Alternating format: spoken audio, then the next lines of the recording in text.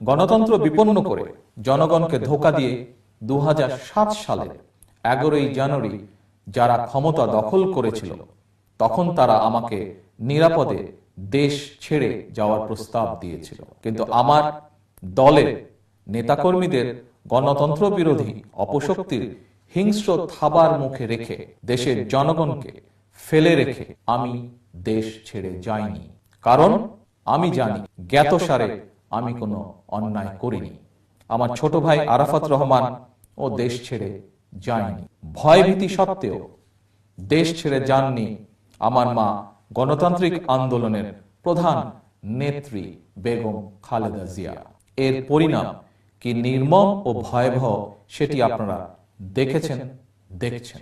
অত্যাচারী শাসক গোষ্ঠীর অমানবিক নির্যাতনের পরিণামে আমার ভাইকে বিদেশের মাটিতে মৃত্যুবরণ করতে হয়েছে, প্রতিহিংসার শিকার হয়েছে। আমাদেরকে দীর্ঘ 4 দশকেরও বেশি সময় স্মৃতি বিজড়িত বাড়ি হারাতে হয়েছে। আমি দেখেছি আমার পিতা বাংলাদেশের স্বাধীনতার ঘোষক শহীদ রাষ্ট্রপতি জিয়াউর রহমান এবং আমার মা দেশনেত্রী বেগম খালেদা জিয়া শুধুমাত্র আমাদের একটি ছোট পরিবারকে নিয়ে চিন্তা করেননি, দেখেননি আলাদা করে, বরং আমার মা বাবা দুজনেই মনে করতেন, মনে করেন এবং আমিও মনে করি বিএনপি আমাদের পরিবার।